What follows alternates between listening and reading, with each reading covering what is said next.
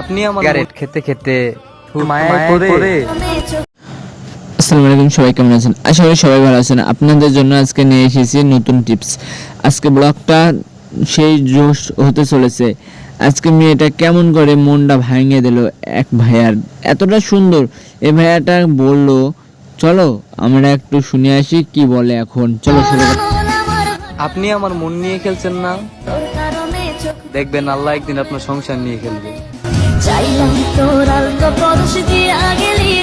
ভাইয়া এত সুন্দর করে কথা বলবে আমি কখনো ভাবতেই পারিনি। ভাইয়া এতটা সুন্দর করে কথা বলবে এটা আমি কখনো ভাবি নাই। চলো আরেকটা ভাইয়ার কথাটা শুনে আসি। আমার ফেভারিট কথা বলবে, এতটা ফেভারিট কথা বলবে আমি কল্পনাতেও ভাবিনি, কিন্তু এতটা তোমাদের কাছে ভালো লাগবে। চলো শুরু করা যাক এবার। সিগারেট খেতে খেতে ঠোঁট পুড়ে করে ফেলেছি কয়লা। ধন্যবাদ মায়াবতী তোমায়, তোমার এই সুদৃষ্টি আমার ঠোঁটে পড়ার জন্য। তাহলে একবার ভেবে দেখো, ঠোঁটের এই অবস্থা হলে ভেতরে কলিজার কি অবস্থা হয়েছে। দারুণ ভাইয়া দারুণ, তুমি যা কথা বলেছো না আমার মনটা ছুঁয়ে গেছে। তোমার কথাটা এতটা ভালো লাগে, আমি তাই জন্য তোমার রোস্টিংটা আমার করতে অনেক ভালো লাগে ভাইয়া।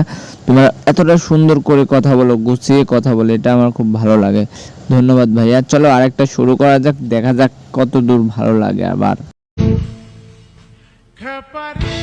ছোটবেলায় শাক পাতা খায়া ভিটামিন জোগাইতাম, আর ও আমার কি পাতা খাওয়াইলো, ও মা আমি মহাকাশে।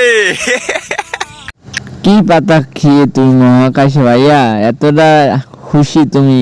কিরকম আমি তো ভাইবেও কুল পাচ্ছি না ভাইয়া, তুমি কি পাতা খাইয়া তুমি এতটা মহাকাশে উঠলে, কিন্তু আমি পারতেছি না কেন মহাকাশে উঠতে। চলো আরেকটা রোস্টিং দেখা যাক, এত কষ্টের কথাটা শুরু করা যাক এবার।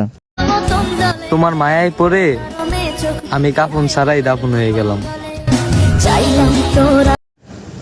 আমি কখনো ভাবি নাই এতটা কষ্টের কথা বলবে, এটা আমি কখনোই ভাবি নাই, কল্পনা তো।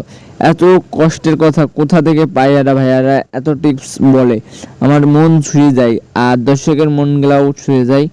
এতটা কষ্ট মানুষ কখনো ধৈর্য রাখতে পারে না। চলো আরেকটা পর্ব।